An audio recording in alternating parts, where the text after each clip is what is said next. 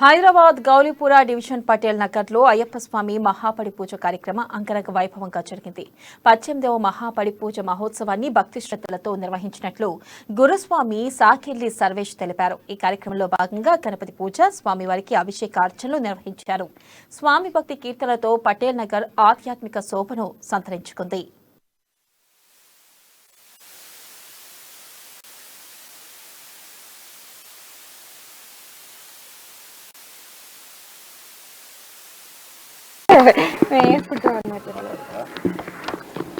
స్వామి ఇక్కడ స్వాములు ఏం మాట్లాడతారు?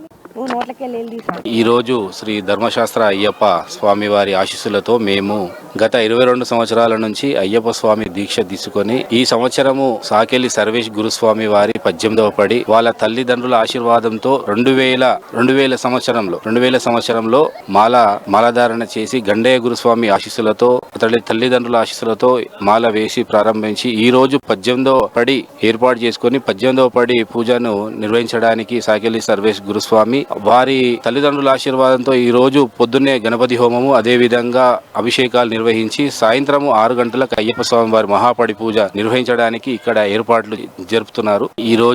ఈ సంవత్సరం నాది 18వ పడి స్వామి. నేను 2000లో మాలధారణ మొదటిసారి మా అన్నయ్య, మా మమ్మీ డాడీ సహకారంతో వేసినాను. ఈసారి 2 సంవత్సరాలు కరోనా కారణంగా మాల వేయలేకపోయినా ఈ సంవత్సరం 18వ పడి అంగరంగ వైభవంగా చేద్దామని చెప్పేసి గురుస్వాముల ఆశీర్వాదంతో ఈ ప్రోగ్రాం నిర్వహిస్తున్నాం సార్. చాలా బాగుంది స్వామి. ఇది మరోసారి అనేట్టు ఏం లేదు.